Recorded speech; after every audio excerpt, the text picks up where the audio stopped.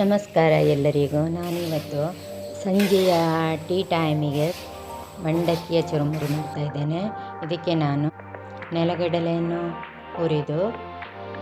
ಹುರಿಗಡಲೆ ಕೂಡ ಸ್ವಲ್ಪ ಬಿಸಿ ಮಾಡಿಕೊಳ್ಬೇಕು. ಮತ್ತು ಬೇಕಿದ್ದರೆ ಕುಂಬಳಕಾಯಿ ಬೀಜ, ಸೂರ್ಯಕಾಂತಿ ಬೀಜ ಮತ್ತು ಕಲ್ಲಂಗಡಿ ಬೀಜವನ್ನು ಹುರಿದು ಹಾಕ್ಕೊಳ್ಬೋದು. ಈಗ ಕೊಬ್ಬರಿಯನ್ನು ಕೂಡ ಕೆಂಪಗೆ ಹುರಿದುಕೊಳ್ಬೇಕು. ಎಲ್ಲವನ್ನು ರೆಡಿ ಮಾಡಿಟ್ಟುಕೊಂಡು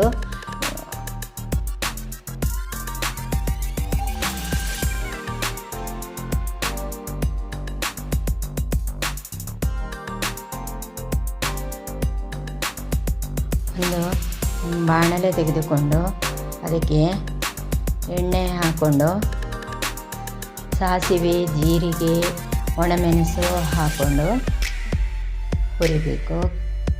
ಅದು ಕೆಂಪಗಾಗುವಾಗ ಸ್ವಲ್ಪ ಜಾಸ್ತಿನೇ ಬೆಳ್ಳುಳ್ಳಿ ಜಜ್ಜಿ ಸೇರಿಸಿಕೊಳ್ಬೇಕು. ಹಸಿಮೆಣಸಿನಕಾಯಿ ಕೂಡ ಹಾಕ್ಕೊಂಡು ಬಾಡಿಸ್ಕೊಳ್ಬೇಕು.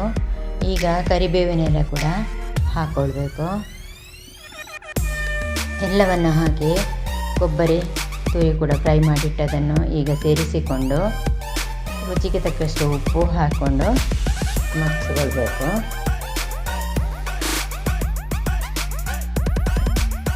ಖಾರಕ್ಕಾಗಿ ಕೆಂಪು ಮೆಣಸಿನ ಹುಡಿ ಸೇರಿಸಬೇಕು.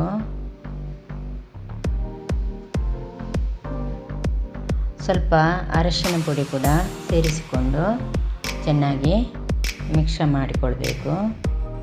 ಸ್ವಲ್ಪ ಎಳ್ಳು ಕೂಡ ಸೇರಿಸ್ಕೊಂಡ್ರೆ ಆಗ್ಬೋದು. ಈಗ ಇದಕ್ಕೆ ಮಂಡಕ್ಕಿಯನ್ನು ಸೇರಿಸಿ ಮಗ್ಕೊಂಡು ಚೆನ್ನಾಗಿ ಮಿಶ್ರಣ ಮಾಡಿದರೆ ಸ್ವಲ್ಪ ಹುಡಿ ಮಾಡಿದ ಸಕ್ಕರೆ ಸೇರಿಸಬೇಕು.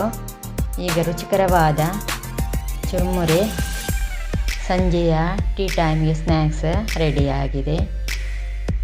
ನೀವು ಕೂಡ ಒಮ್ಮೆ ಮಾಡಿ ನೋಡಿದ್ದಕ್ಕಾಗಿ ಧನ್ಯವಾದಗಳು.